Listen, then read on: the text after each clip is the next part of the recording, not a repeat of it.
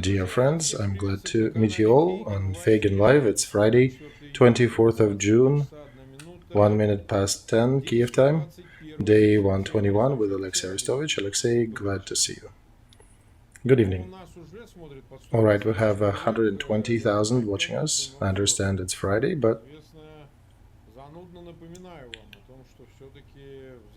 I still gotta remind you that depending upon your activity, we'll have more or less views of this stream. So we are dependent on you. Please share links, leave your likes, and if you can, comment as well. That helps to promote the video.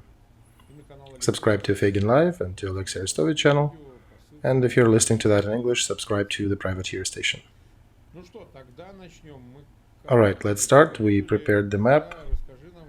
Tell us then what happened during the day that we were amiss yesterday. People were reading news, of course, but everybody is interested in details. Alright, let's follow the usual map. North border near Kherson. And near Sumy direction, they shot Boyar Olexiy. Near Kharkov, they're still creating visibility of action. Probing Lozovaya, Ternovaya, Verkhnya Pisarevka. They also shot Saltovo, Chuguev.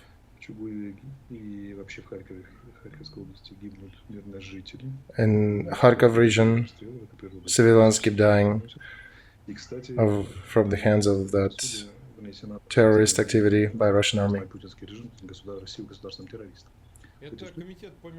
And by the way, yeah, America acknowledged Putin's regime to be an international terrorist. Yeah, there was the Committee of International Affairs and Senate. Yeah. The consequences of this resolution will be pretty sturdy for Russia. Not much action in Izum area. Movement in the same spots. Bogorodichne trying to move to Barvinkovo, to Raigorodok from Liman, to Zakotne. Everybody, I understand, is really interested in Severodonetsk and Lysychansk. Exactly so. So tactical success that they developed there turned into operative tactical and has good chances to turn into operative success. But what our command did, it managed to withdraw from that kettle near Gorska and Zolotoye that was on 5 o'clock. You see it's colored right now. All our troops left, almost without any losses, and take positions in the right place. Prepared fortifications. So Russian command, of course, started showing everywhere that they surrounded 2,000 Ukrainian troops. They showed some prisoners. I just have to remind that Ministry of Defense of Russia makes a lot of claims, and it's not too easy to show prisoners. In reality, they did not capture anyone. There was no surrounding. Our troops withdrew. As far as our military reported to our command. Still, yeah, they're trying to proceed to the road Bakhmut-Lysychansk and trying to close that surround the troops. But we'll see if that works. Severodonetsk, there are a lot of different information floating around. Some people are saying we completely left Severodonetsk, others are saying that we still are there. According to what I know, we are baiting and attacking the enemy.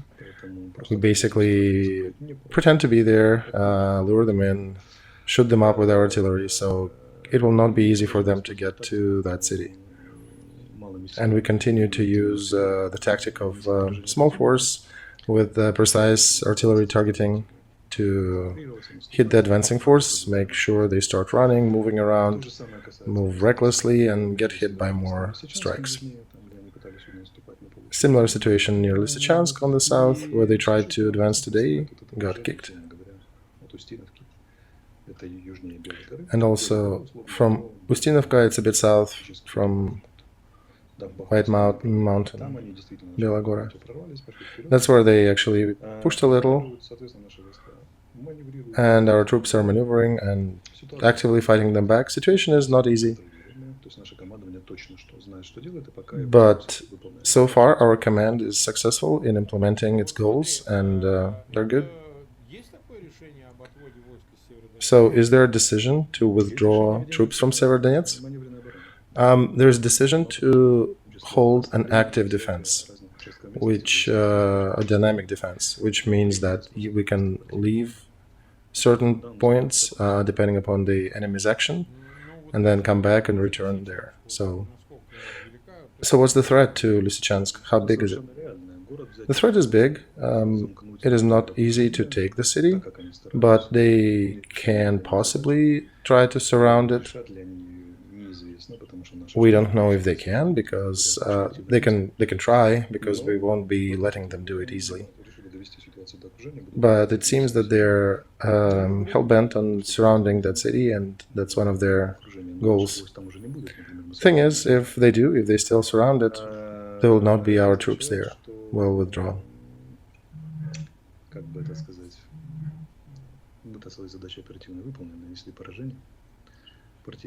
That means, how should I say, we achieved our operative tasks. We tired them significantly. And then the problem of Kutuzov. This problem does not exist since 1800s. His famous saying that if you saved army, you saved the country. If you lost the army, you lost both the army and the country. So that withdrawal from Gorska and Zolotoya, the thing is, all of the Soviet and post-Soviet generals were brought up in a pretty bad tradition that you can leave up to a million or more soldiers in a kettle, and they will die and be surrendered or give up or whatever. But you should not withdraw. So this is a really bad practice from Soviet times, that the general would rather suicide himself before commanding to withdraw or retreat. They'd rather leave soldiers and let them die. We had these errors before in 2014 near Debaltsevo. So this is the first time, I think, the first precedent when we actually withdrew in an organized fashion, both Gorska and Zolotoya. And it cannot but bring me some joy, because we are leaving the paradigm of heroes dying, and still, preventing somebody to capture the point, or dying completely. Our task is different. Our task is to wear them down. How are we doing that? It's less important.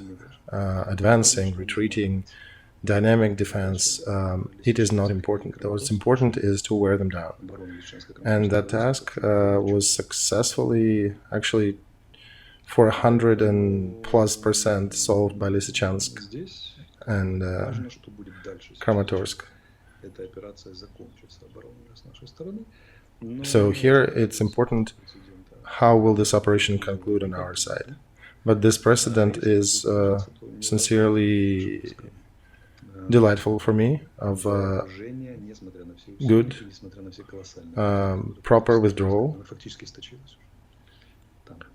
And despite of all the colossal losses that Russian army suffered in that area, they pretty much just wore themselves down just on that protrusion near Severodonetsk, and we withdraw in an organized fashion. That's a good milestone. We can just applaud our command for a very successful operation, which finally, in so many years, did not end with our troops being surrounded.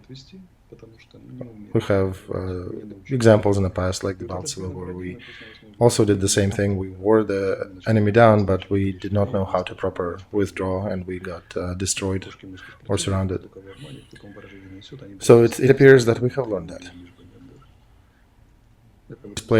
Learned and playing a cat and mouse game, or not standing there and dying for that, whatever. And we discussed that, right? So what's the point of getting surrounded if you can withdraw, occupy new positions, and be strong again? And probably organize a better defense even. Mark, our main value is people. They're in the weight of gold.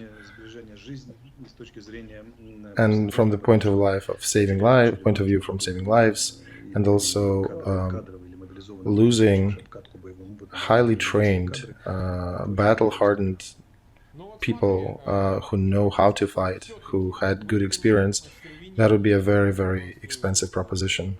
So I'm glad we're learning. So another question about the zeal of Russian forces, their command probably for the most part. That their goal, one of the primary goals, is to reach the border of Lugansk and Donetsk regions. They don't really have capacity or power to do anything on a wider front, but they want to get there, right? And what happens after? Yeah, the advancement they do is only in one place. The front line is 1,300 kilometers, but they're only doing it in one place. They're not even advancing much near Izum. They actually took some forces from Izum and through there, where they're succeeding now. So they're withdrawing reserves from Izum and putting them near Popasna. I'm not even talking. I'm actually very sarcastic about them taking Donetsk and that region. Lugansk, maybe, there is a possibility. But to take Donetsk region, you need to take 4 cities like Lysychansk and Severodonetsk. And where do you take troops for 4 more? For another 4 cities. So these 4 cities, they're comparable with Severodonetsk? And they have fortifications and everything, right? They are in good position, yeah. It's easier logistics for them, short resupply from the main Ukraine. We have artillery. So to take those 4 cities, you'd need to take a group bigger that was storming Lysychansk, Severodonetsk and leave it there entirely, rotate it at least a couple times because it'll be worn out that much. So I theoretically can see that they can maybe get to the border of Lugansk region, and then what? That's it. Well, their propaganda works like, if we reach these borders, we'll go to Kiev later.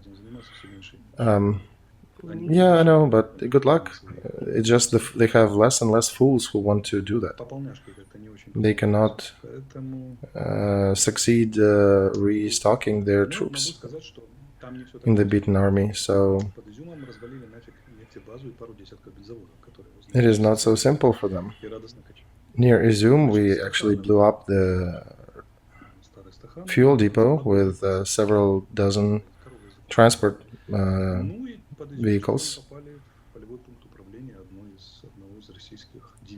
Near Izum, we also hit forward operating base of one of the Russian divisions that doesn't exist anymore. So it's a very sad area for Russian troops to fight in, and the losses are painful. And one thing, if they had a lot of reserves and wouldn't care, but they physically don't have enough. So we're not even talking about Kiev. Let's go see what's down in Kherson. All right, Kherson, the hero city. No major events. We are trolling the enemy on the front line. They're trying to add some reserves, but they don't have much. So we're slowly crawling to them on very soft paws. And that little animal has a very deadly name to it. Pisец, it's a Russian language equivalent to complete foobar. So we're crawling to them. And they're scratching their head and not knowing how to counter our actions proper. And they're pretty exhausted. Even British analysts published today that they used to say that Russia has months for offensive. Now they're already gauging Russian fighting capacity at weeks, not months. So I think they're really exhausted at this point. I somewhat can see the borders of Lugansk region. Yes, they can probably reach them. And Zaporozhye? Oh, yeah, there's nothing there. They basically took all the forces from there and threw in different parts down south and to Severodonetsk. But initially it looked impressive. They were going to do an offensive in Zaporozhye as well. All right, so let's go to some equipment talks about the HIMARS that arrived to the front. Yeah, the proper name is HIMARS, but we're saying it HIMARS in Ukraine. It doesn't matter as long as they work right. But despite the very sad destiny of the developer of this vehicle, he managed to make a brilliant weapon. So you guys got them and they're fighting on the front line, as far as I understand. Who knows, Mark? Maybe they're here, maybe they're shooting. All right. So in your view, are we talking about singles, dozens, hundreds? You don't need hundreds for effective fight. It is a very high precision weapon. It can hit a target 70 kilometers away with a 3-yard precision. It's a death. It's a death sentence. So what's the bank of targets of the whole Russian group on the front? Maybe several hundred. So even with four HIMARS, we can move them around the front. We can probably wipe them all out in 20 days if we move around the front. It's very difficult to intercept that missile, and when it hits, that pretty much kills whatever it hits. Well, since we got 3 already, we were promised 4, but we already have 3, and then we have 4 more promised. So we probably at the end will have over 10. That will be a good, great force for us. This is not like Russian Smerch, which flies and then they do the hit and then they start correcting things. This missile goes and it corrects itself on the American military-grade GPS system, so it does go and hit the target. So the critical volume for that kind of weapon is at singles, right? At 10, that's, yeah, at the level of 10 or dozen, you can seriously hinder any actions of the enemy on the front. So we'll see what's happening now. Can we count that from this moment? Ukraine military got a significant resource. Yes, it is a classic game-changing weapon. And I remind you that Lend-Lease has not started yet. It is set to start on the 1st of October. So everything we're getting now is by the presidential decree. So we're waiting for that to start working. It'll be more fun.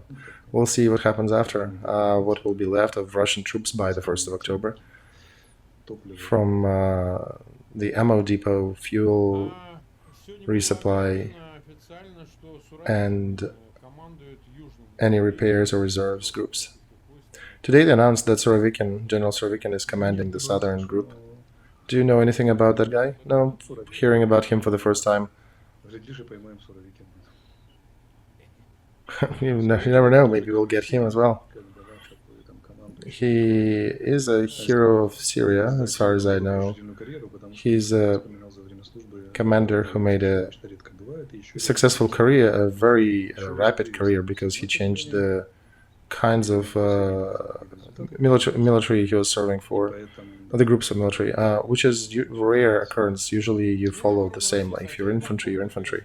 But he was jumping different kinds. So he's commanding the southern group. According to Russian command, he's the commanding the southern group of troops, which is Zaporozhye, Kherson, Ugledar. Forgot to say on Ugledar. We're also moving a bit. And he was probably sent there to save situation because the results of the previous command were considered unsatisfactory.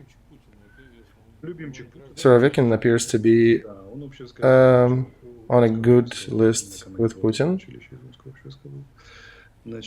He finished the General Military Academy. I actually had one of my commanders, my coaches from there. He has a pretty bright biography. I'm reading through his bio.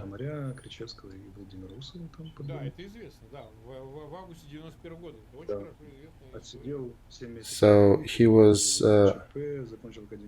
in August of '91. He was fighting for the Soviet Union and overthrow of new Russian government, and it actually his troops killed those 3 people who died in that revolution, so to say, back in '91. So he actually was in prison for that. Then he returned to army and he switched, and later he became a commander in Russian Space Force, and now they're bringing back him down to the infantry. I would say when a commander of Space Force is being thrown on the ground to support infantry and other ground operations or command them, that means that the situation on the ground is pretty dire. So usually you got to be talented to be, I would suppose, in the Space Force, but yeah, they're looking for somebody to rescue the situation. Because I guess the previous situation did not look fine when they reported that we're going to advance in Zaporozhye area, and then 2 weeks later they're reporting that it's Ukrainians who are advancing there, not us. Okay, we'll return back to political part a bit later. We're about 23 minutes live.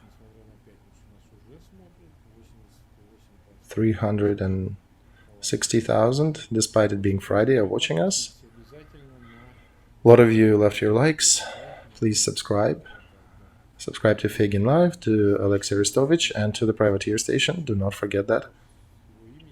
That is the only way to promote our streams, because YouTube's and Google's do not promote any material related to war. At the very beginning, we talked about the membership in European Union, that it is a very important political act for Ukraine, that this has a big potential to put an end to this war eventually.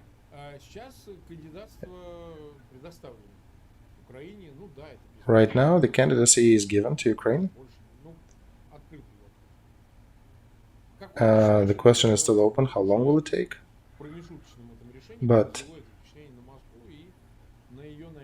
in the intermediate result of that decision, did it leave any impression on Moscow?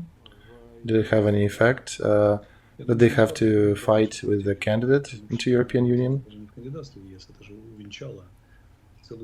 I think it's more of a strategic aspect. The candidacy is not the goal in itself. It was the crowning jewel in the chain of different other events. And the main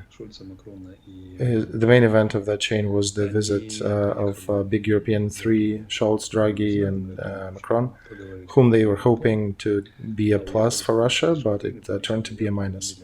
They came with one point of view, and they left with announced support of Ukraine and support of Ukraine candidacy to European Union, and support to continue military support to Ukraine. Some people are saying even Scholz changed his opinion on those 2 days he was in Kiev. So how did he change that? Well, we did take him to Irpin to see the atrocities committed there, and the emotional situation does have an effect. When you see with your own eyes, you come to different conclusions. You get emotionally involved. Putin never comes out, unlike Zelensky, to the troops, so he doesn't gauge what's happening on the front. And personal impression is very important. Yeah, Putin is a coward. He never goes. Indeed. So we did take them to Bucha and Irpin, and it's pretty close to Kiev. Every foreign dignitary that comes here, we make a point to try to bring them out there to show what's happening. What are we fighting with? So you think it's not even, negotiations and conversations with Zelensky or anybody. It's literally the moral event, moral rebirth that occurred with them when they got and saw that.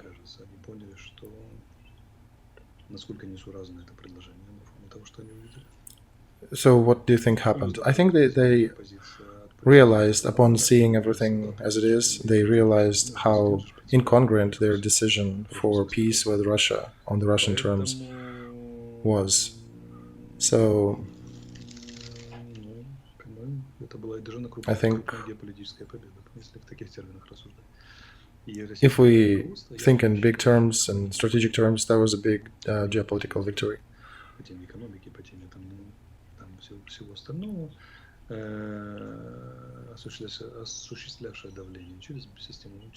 And Russian system that was creating pressure through many different levers, a threat of refugees, a threat of hunger, a threat of energy cutoff. So it didn't work, and Europe appears to have gathered itself together and ready to support Ukraine to the end with this war. So that Russian plan that they had to announce victory by the end of August, get to the borders of Lugansk and Donetsk, stand there, stand the ground, and then do the referendum there to join these territories to Russia. But it kind of was the information test input into the media to see the reaction, to gauge the world's reaction to that. It was not an official statement, but it was more like a leaked info, and it was not received proper. Did not meet an agreement anywhere. So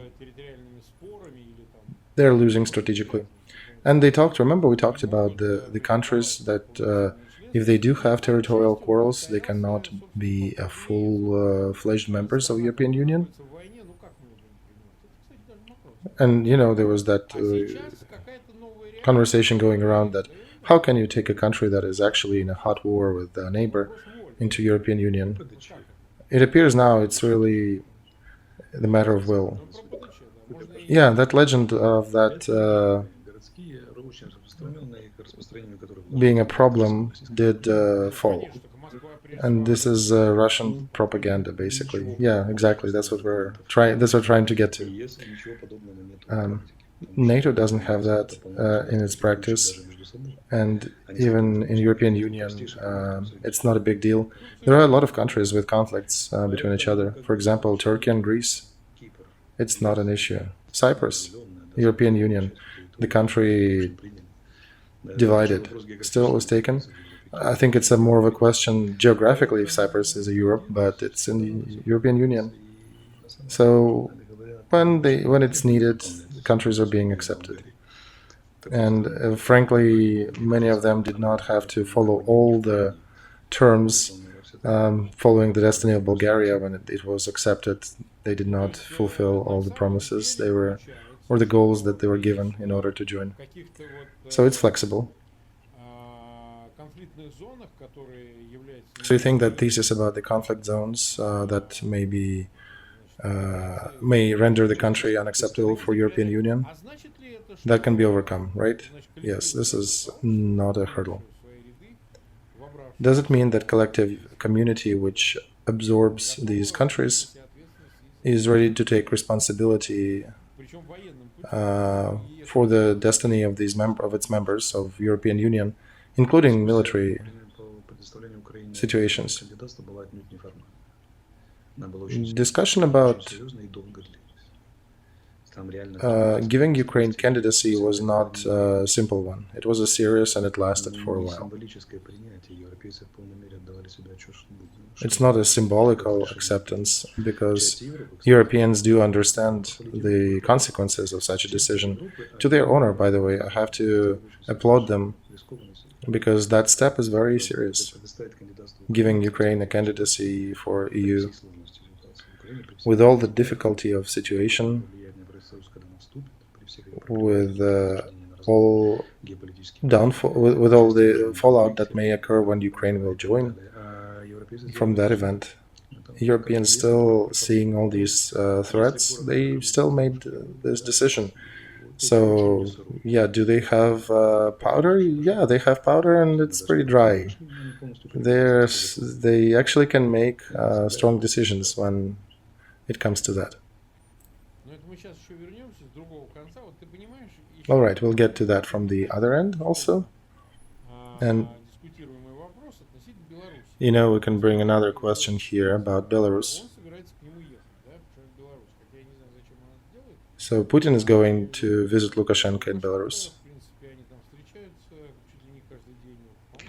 They meet there almost daily. They're pretty close, but even a fool can see that Putin is probably pushing Lukashenko to join war. I can hardly imagine what else can cause them to meet that often. It is also rather obvious, since that has not happened yet, that Belarus is not giddy about joining that war. I'm not even talking about Belarus people, I'm talking about Lukashenko regime, because people, I don't even see why they would even want to fight any war. So tell me, does it seem to you that since Belarus is a third country, we're not talking about the quantity of military, just by size in that area, we see that they're reclusing themselves from military actions, and yet nobody took any responsibility to not invade Belarus in case they decide to join the war. Because imagine if they decide to send their troops on the border between Poland and Ukraine. I'm not believing that will happen at this moment, but imagine that this happened. What if, do you think it could happen, and do you think as a result Belarus could be invaded by Poland and other countries that are part of NATO? So here we can say that Belarus, if they decide to join war, this is an escalation of conflict. This is an escalation, and adding new geography, then Lithuania and Poland cannot stay neutral. For example, if Russia asked Belarus to send a couple battalion groups to Suwalkinsky Perekhod, the border area between Ukraine and Poland, they might react to that. And then the destiny of Belarus as a country is hanging by a thread.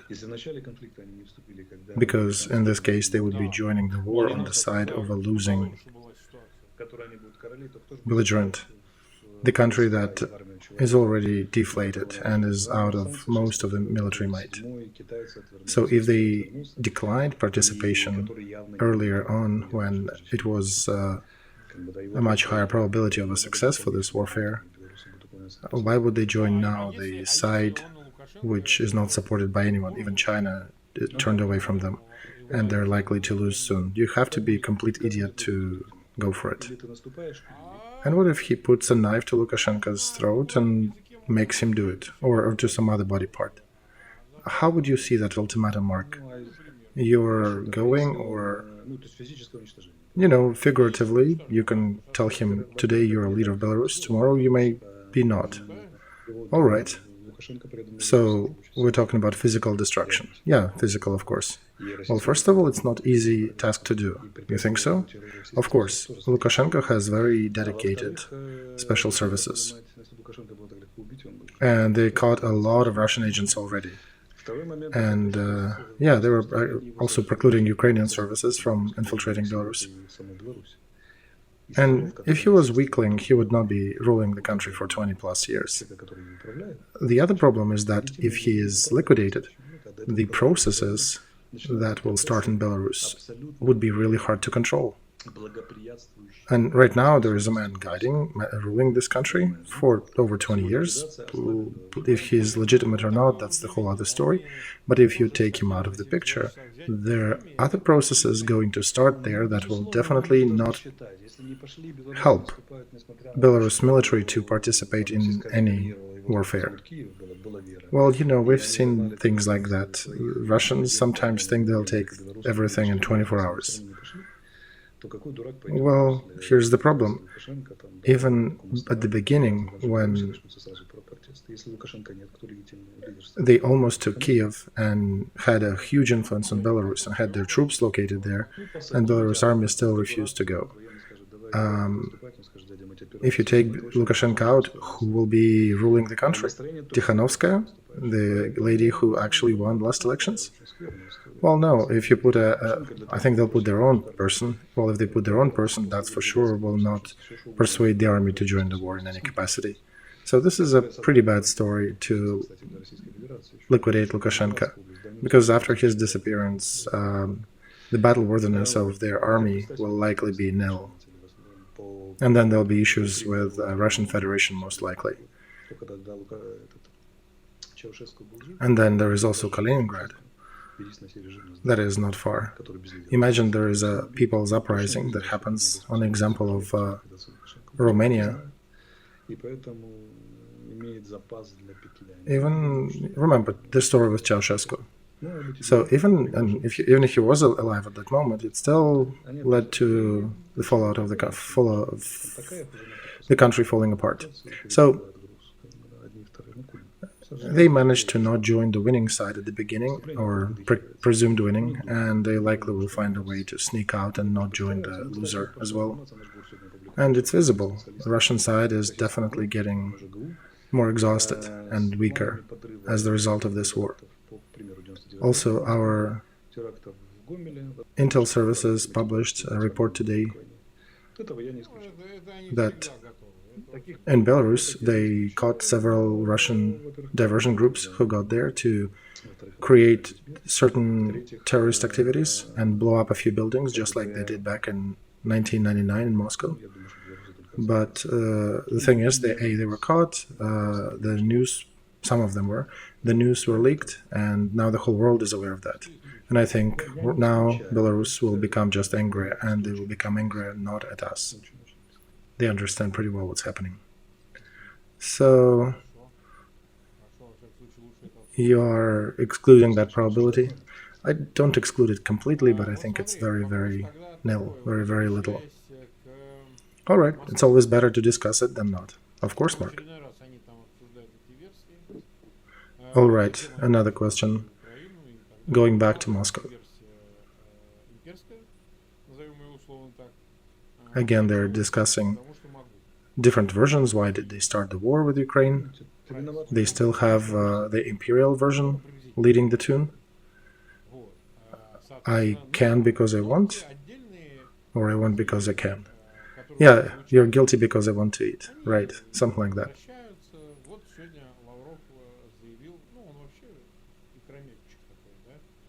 But there are some tunes that appeared earlier. They're coming back sometimes.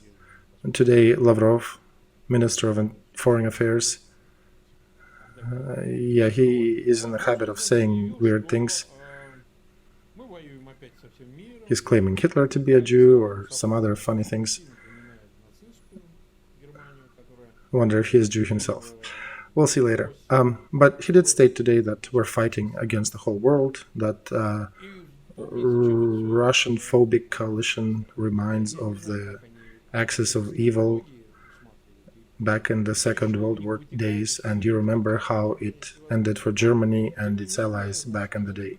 I don't know how do they trace historic analogies here. It's hard to understand their logic, what goes into what here. But they still are not leaving the version about poor inheritant of Stalin's USSR, and enemies around them that are sleeping and dreaming to rape them all in Kremlin. So yeah, they're going for some weird, strange accusations, but still.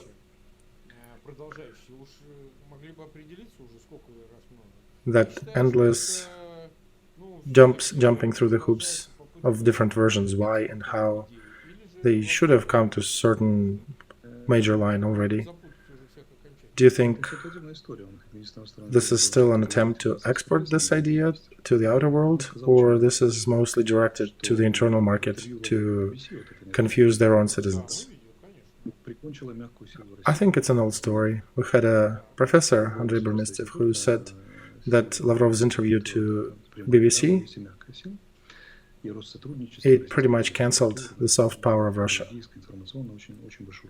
because basically each country has both hard power, military, and soft power, like cultural and propaganda and information influence. So after that statement, it kind of showed that their soft power went bananas, because the diplomat with a 20-year experience, a professional person, has to deliver a delirium that is unbelievable, not to just first graders in Italy, but even their cats will probably not believe it. He delegitimized all the statements of all the Russian leaders with that idiocy that he presented to the world arena. And this is good, because he is allowed to talk. Some platforms let him speak, but nobody takes him seriously anymore. The only zone of success they have is their close work with Africa, and they're blaming West and Ukraine for the food crisis. And they're saying it's not Russia. And again, this kind of was prepared in advance, because Russia infested a lot of these international organizations that are supplying different food items and in charge of distribution logistics in Africa. And they were given Ukrainian grain, Ukrainian bread as Russian back in the day. And they still have some influence. I hope the Africa will figure it out pretty quickly, and nobody on the West is already believing that.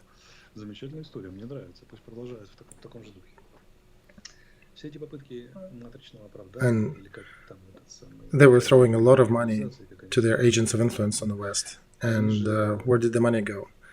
Now they're all made equal to zero after one idiotic statement by Lavrov and a few idiotic statements by Putin.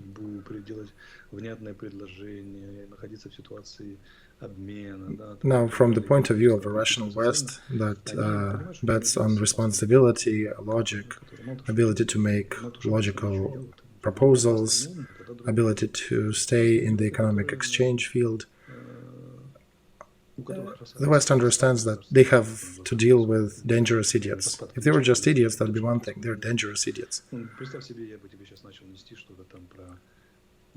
They're the ones where the government politics is deteriorating as you look at them. Imagine if I would start telling you something with a very straight face about, I don't know, let's say that Kazakh country of Ukraine needs to span from Vladivostok to London, but everybody is responsible for stomping on that civilization before. The whole Europe needs to pay for that. You know, sorry to interrupt you. By the way, Americans, when they issued a resolution about the conquered peoples of USSR, besides Latvia and Estonia, they actually called a country Kosakia. That was in the Congress documents, which for 50 years denounced Baltic countries being part of USSR. So imagine our Kazakia decided to go bananas and put Cossack flag in Lisbon, Tehran, Moscow, and everywhere. And I would start talking about it with a straight face, and I would be accusing everybody that you guys are against us, you have schemed against us, and we're just trying to stop you. And that's what pretty much Putin and Lavrov are saying. The problem is not that it's delirium, that the problem is that it is unbelievable delirium, and that parts of it contradict each other. It might fly well with some Russian housewives or maybe German housewives, but figuratively speaking, but it will not fly within diplomatic community, because if they see a person lying and building illogical constructs, it's impossible to agree with them on anything logical. He's being actively attacked because he already said twice that nobody attacked anybody, meaning Russia did not attack Ukraine. I don't know how to stop him, how to treat him from that fallacy, electricity or something. Yeah, I don't know. Probably senators would be, and sanitarium would be nice, but yeah, that's what we deal with. All right, we have been online for 46 minutes. We have another cast tomorrow. The last thing we wanted to show and to discuss with our viewers and with Olexiy is how our help works, our charity with Olexiy. This is a girl, she's 14 years old. She lost mom, her cat, and lost her arm. She's from Bucha, her name is Sofia, she's in Italy, in the recovery clinic. We're looking for her contacts. We need to give her some money. We don't even know if mom died. There's got to be some relatives who can perform financial operations on her behalf. Please reach out to us. And, we're helping not just by money. Sometimes, bring some light on a story, people start helping. This is Instagram of that girl, Sofia. Subscribe to it. Make it nice for her. And God wishes she'll get a good robotic prosthetic. And, help is never excessive. Plus, good attention, good care is important. And this is what we continue doing. Project OpenSea, we continue posting digital NFTs there. See Arestovych there with a mahawk. Different works sent by digital artists. And they're there on that OpenSea platform. So you can buy them. And these are original digital works. You're getting all rights to them.